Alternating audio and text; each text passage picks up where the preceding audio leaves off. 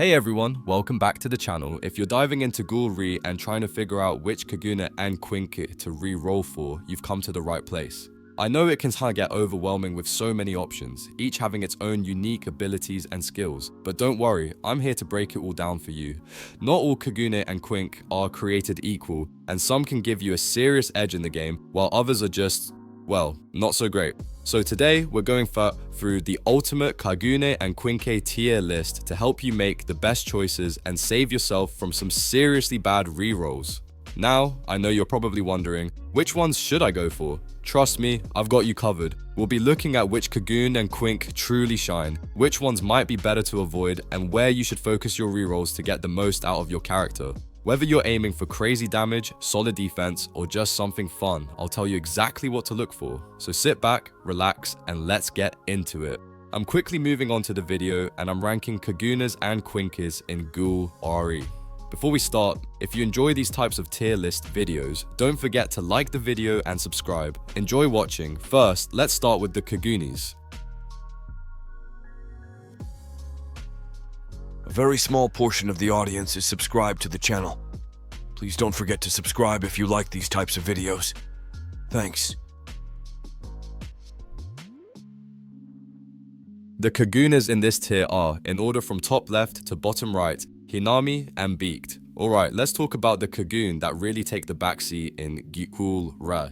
I'm talking about the C tier Kagune. These bad boys might not be lighting up the scoreboard anytime soon, and honestly, they've earned their spot at the bottom. But hey, even the weakest Kagune have their moments, if you're into a little challenges that is. First up, we've got Hinami. Now this one is a bit of a mixed bag. On paper, it's not terrible, it can dish out decent damage and has a bit of combo potential, which is nice.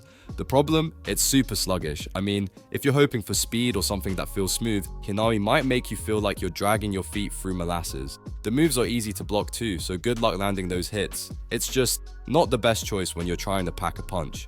Compared to the legendary Kagune, Hinami falls way behind in terms of damage. Then there's Beaked, which really takes the cake as one of the worst Kagune in the game. It's got okay-ish mobility and decent AoE, so it's not completely useless, but that's about where the praise ends. The damage is pretty bad, and when you're up against other Kagune that have much better offensive power, Beaked just doesn't cut it. You'll be left wondering if the AoE is worth the terrible damage it deals. So yeah, if you're considering these two for your next build, I'd say proceed with caution. They've got a little something going for them, but when stacked up against the powerhouses of GHOUL RE, they're more like the underdog you root for out of sympathy, rather than any real hope of winning. Maybe you're just in it for fun, or maybe you like a good challenge, but if you want to climb the ranks, these Kagune will make you work for it. The Kagunes in this tier are, in order from top left to bottom right, Tsukiyama, Yamori, and Nishio. Alright, let's talk about the B tier Kagunes in GHOUL RE. These Kagunes are like that friend who's super fun to hang out with in the early days, but by the time you hit the mid game, they start to get a little overshadowed by the bigger, fancier Kagunes. They still hold their ground for a while though, and in the right hands, they can definitely shine. So let's dive into them and see who's worth your time. First up, we've got Tsukiyama. Now, Tsukiyama is like a solid pick, if you're still getting the hang of things. It's got a combo that's pretty easy to land, so if you're the type to love a straightforward, no fuss kind of Kagune, this one's for you. The damage isn't mind-blowing, but it's definitely solid for a rare Kagune. The downside? Well, it's a little slow on the mobility side. You're not going to be dodging attacks like a pro with this one, and unfortunately it gets outclassed by the legendary Kagunes when it comes to damage. Still, if you're new or just want something reliable for the early game, it's a decent choice. Moving on to Yamori. Yamori. This one's got some good range, which is great for keeping enemies at bay. Plus, it's got a bit of AoE action going on, and the combo isn't terrible either. However, don't get too excited. While it can hold its own, it also lacks mobility. You're going to find yourself struggling a bit to dodge those incoming attacks. And yeah, like Tsukiyama, it also falls behind the legendary Kagunes in damage output. Oh, and let's not forget that crazy Kakuja. It's insanely hard to get, so unless you're really dedicated, you might never even see it. Still, for the early game, Yamori can do the job if you want something with range and some decent AoE damage. Now, let's talk about Nishio. Nishio. This one is a bit of a sleeper pick. The V1 is, well, let's just say it's not winning any awards, but the V2, oh boy, that's where the magic happens. Nishio's V2 is actually one of the best common Kagunes in the game when used right. It's got some serious PvP potential, so if you're looking to climb the ranks and show off, this Kagune might be the one you want to master. The only downside is that it takes a little more skill to use effectively, but if you can get the hang of it, you'll be wrecking in no time. When comparing these Kagunes to their legendary counterparts, it's clear that the B tiers are kind of like the underdogs. They've got their strengths, but they're also lacking in some key areas like mobility and raw damage. But hey, if you're just starting out, or if you want to mix things up for fun, these B tier Kagunes can still be a blast to use. They might not carry you to the top in the long run, but they'll definitely get you through the early game with style. So, to wrap it up, the B tier Kagunes in GHOUL RE are far from bad. They just might not be your best bet in the late game when the big guns start showing up. Tsukiyama is great for that easy combo and decent damage. Yamori offers a nice range and AoE, and Nishio, well, it's got the potential to be a beast with that V2. So, if you're up for the challenge, it's worth the grind. Just don't expect them to be your endgame carry, alright? The Kagunes in this tier are, in order from top left to bottom right, Ito, Tatara, Bin, and Wing. Alright, let's dive into some of the A tier Kagunes in GHOUL RE, the ones that aren't the absolute top of the food chain but are still really solid choices. Whether you're new to the game or just trying to figure out what to re-roll for, these Kagunes won't leave you hanging. They might not be the flashiest or the absolute best, but they can definitely hold their own in both PvP and PvE. So, if you're ready to learn about some of the top picks for this tier, let's get into it. First up, we've got Ito. This Kagune is like that one character in a fighting game who's a bit of a skill check but totally worth it once you master them. Ito's got crazy mobility and combo potential, which means you can dish out some serious damage if you know how to string your attacks together. Plus, the frenzy state is a game changer. This will help you turn fights around when things get tense. The downside, you're not looking at the highest total damage, and it takes a bit of practice to really make Ito shine. But hey, if you love high skill ceiling characters, Ito's your go-to. Next, we've got Tatara. This Kagune is all about insane damage. Seriously, the numbers on this thing are wild. Every single move hits hard, and that combo potential? It's next level. But here's the catch. While you're dishing out that damage, your range is pretty limited, and all your moves are super easy to parry. If you're up against someone who knows what they're doing, that could be a bit of a problem. Still, if you're a player who likes to get in close and really punish your opponent, Tatara will reward you. Now, let's talk about Bin. This is the Kagune you want for those intense melee 1v1 fights. Bin brings great damage and combo potential, plus a C skill that's not just strong but also has a guard break, so if your opponent's blocking, you're still gonna make them pay. The only downside, mobility and range are definitely lacking here, and Bin can get out damaged by some of the legendary Kagunes. But if you're going in for those close-up brawls, Bin can absolutely hold its own. Then, there's Wing. Now this one is super fun, especially if you love being fast and strategic. Wing offers a perfect balance of mobility and range, and it's got one of the best common Kagune performances in the game. Plus, you've got the option of upgrading to V2, though, be warned, some players actually find the V2 underwhelming compared to the V1. Still, the V1 version packs some serious damage, and it's a breeze to kite with, which makes it great for both PvP and raids. Just keep in mind that you'll need to be good with your aim, and while it's powerful, it does get out damaged by the legendary Kagunes. So, there you have it. Each of these A-tier Kagunes has its own unique strengths and weaknesses, but they're all solid choices that won't leave you in the dust. Whether you're looking for something fast, something with insane damage, or something that excels in close combat, there's definitely a Kagune in this tier for you. It's all about figuring out what suits your playstyle best. If you're aiming for pure power, Tatara is a great pick, but if you're all about versatility, Wing might be your best bet. If you love a good challenge and want to master a Kagune with insane potential, Ito is perfect. And if you're a melee god who loves that 1v1 action, you can't go wrong with Bin. At the end of the day, don't be afraid to experiment and find what works for you. You'll get plenty of chances to reroll, so try out different ones and see which Kagune feels like your perfect match. And remember, just because it's not S tier doesn't mean it can't help you dominate your opponents. So, whether you're slashing through enemies or dodging attacks, these A-tier Kagunes are sure to give you a great time. Alright, that's it for this deep dive into the A-tier Kagunes in GHOUL RE. Let me know in the comments which one's your favorite, and if you've got any tips for using them effectively, share them with the rest of us. The Kagunes in this tier are, in order from top left to bottom right, Takizawa, Mayu, Yomo, Noro, and Ken. Alright, let's dive straight into it because today we're talking about the absolute beasts of the Kagune world in GHOUL RE. If you've been grinding and dreaming of the best Kagune out there, you've probably heard about the S tier ones. These aren't just your average Kagune. We're talking about the kind that can flip battles in your favor with just one move. And trust me, these are the ones everyone's after because they come with some seriously insane perks and a little bit of RNG drama, of course. Let's kick things off with Takizawa. This Kagune is straight up a powerhouse, especially when it comes to PvP. I mean, the mobility is through the roof. You can zip around, and with some of those moves, you're practically invulnerable. If you're the type who loves 1vx battles, Takizawa is like your best friend who always has your back. And the cherry on top, it has a V2, which just makes it even more of a monster. But let's be real, the range can be a bit of a downside, especially when you're relying on that aerial critical. Then we've got Mayu. And if you're into quick, slick plays, this one's for you. The skill animations are so fast you'll blink and your enemy is already down. What makes Mayu stand out though is the traps. They're not just flashy, they actually add some serious utility to your playstyle. Throw a few traps, mess with your enemies, and then go in for the kill. But I won't lie, the mobility isn't as great as some of the others, so you gotta make sure you're positioning yourself right. Next up, we have Yomo. This Kagune is pretty well rounded with fantastic mobility on all of its skills. You're always moving, always in control, and honestly, it's just so easy to land combos with Yomo. The V2 is another game changer and it's actually really solid. However, the one thing you'll notice is the range. It's not the longest, so you'll have to rely on your speed and positioning to really maximize its potential. Now, Noro.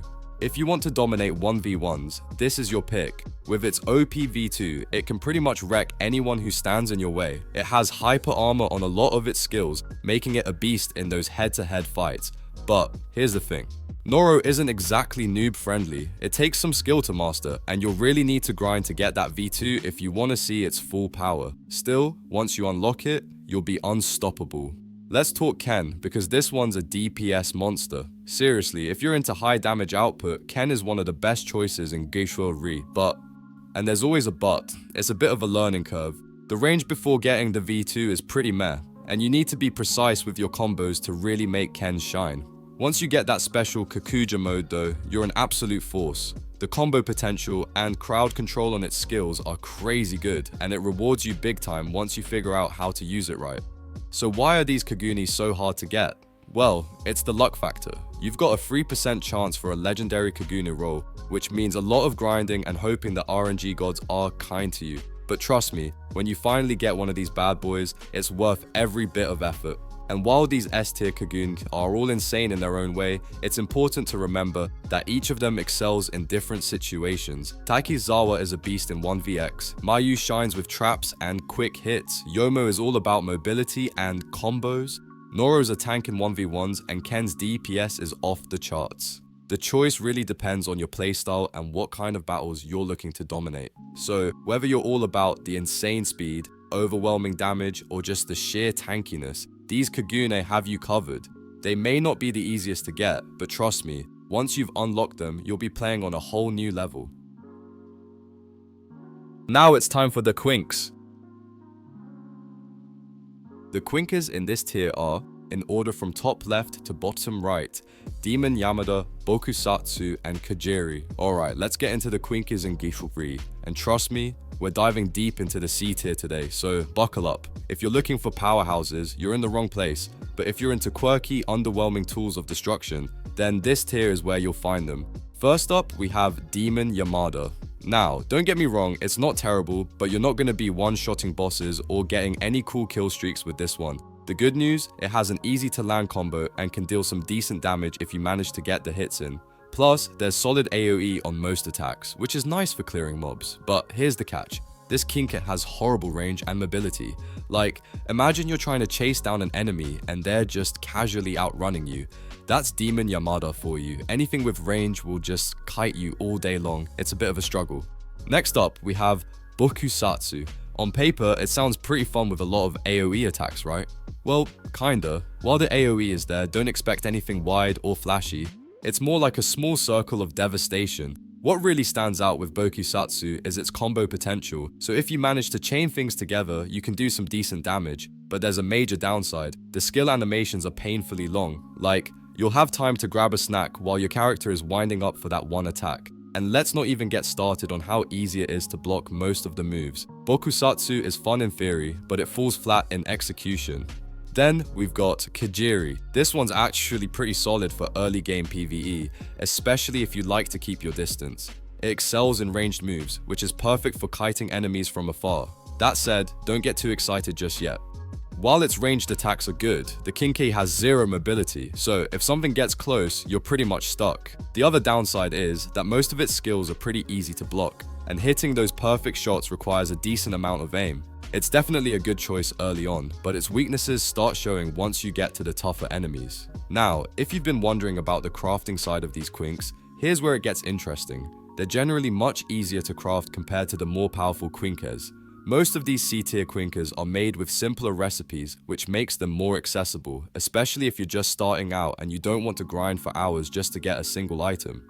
The catch? Well, they're more commonly found in blueprints, and if you're not careful, you might end up with a bunch of these in your inventory just because they're so easy to get. But here's the thing, even though they're easier to get, they're also kind of the stepping stones in the game. If you're looking to just survive, level up, and get a feel for the game, C-tier Quinques like these will do the job. They're not flashy, they won't make you feel like an unstoppable force, but they'll get you through early stages and help you build up your experience. So, in the end, while these Quinques might not be the showstoppers of GHOUL RE, they're still a part of the game's charm. If you're trying to figure out which Quinque to use in the C tier, just remember, it's all about making do with what you've got and having fun along the way. And hey, maybe they'll surprise you when you least expect it.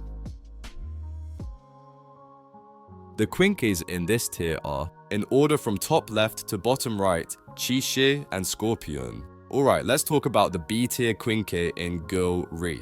Now before you click away thinking B tier, that's not even worth it. Hear me out. These Quinque might not be the absolute powerhouses like some of the legendary ones, but they hold their ground in the early and mid game. They're solid choices that offer decent damage and unique abilities, so if you're grinding through the ranks, they're definitely worth considering. But yeah, you're gonna want to upgrade to the top tier stuff eventually, but for now, these Quinque can totally do the job. Take Qixi for example, it's got this really easy combo setup, and the damage is pretty good, especially in group fights. I mean, the AoE is solid, and that makes it super useful in crowded situations, but yeah, it's not without its downsides. The mobility is almost non-existent, so you'll find yourself a bit stuck when things get fast-paced. On top of that, a lot of its moves are easy to block, which can make you feel like you're just spinning your wheels in some fights, but if you can handle the limitations, it's a reliable pick for the mid-game.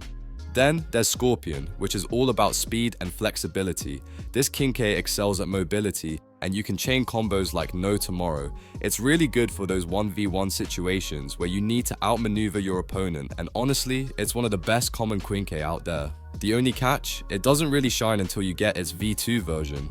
For that, it's a bit underwhelming. Plus, once you get the V2, you might start to wonder if it's worth keeping over some of the other legendary Quinque like the Ryuma or Yukimura V2. But hey, it's still a solid choice if you're looking to take your game to the next level. But let's not sugarcoat everything. Scorpion is one of those Quinque where the damage just doesn't hit as hard as some of the legendary options. So, while it's great for mobility and style points, don't expect it to dish out the insane numbers that, say, a high tier Quinque would. If you're sticking to B tier though, it can carry you for a while. So, in conclusion, while these Quinque might not be the absolute best of the best, they are definitely serviceable in the early to mid stages of GHOUL RE. Keep these in your rotation until you can grab something a little stronger, because let's be real, we all want those legendary Quinque eventually. The Quinques in this tier are, in order from top left to bottom right, Kwai, Aixe, Narukami, Aots, Yukimura, and Dujima. Alright, let's dive straight into the Quinque rankings, shall we? We're talking A tier here, and these Quinques are seriously solid, each one bringing a unique flair to your playstyle. While they might not be S tier just yet, they're absolutely worth having in your arsenal, especially in mid to late game PvP and PvE situations. But as you level up, you'll eventually be eyeing those S tier bad boys to really take things to the next level. First up, we've got Kwai. This one's a bit of a powerhouse when it comes to single target damage, and landing combos is a breeze. What really makes Kwai shine is the sheer number of gap closers it packs, making it a nightmare for anyone trying to escape you. However, there's a catch. Its range is tiny, and it really struggles in 1vx scenarios. If you're up against a mob, Quai's not the one you want in your hands, but for targeted eliminations, it's fantastic. Then there's GHOUL, a Quinque that requires a bit more finesse. It's a range mode beast, perfect for kiting enemies from a distance, and trust me, that OP range mode can make you feel unstoppable. You also get tons of damage and combo potential, not to mention the utility in its kit.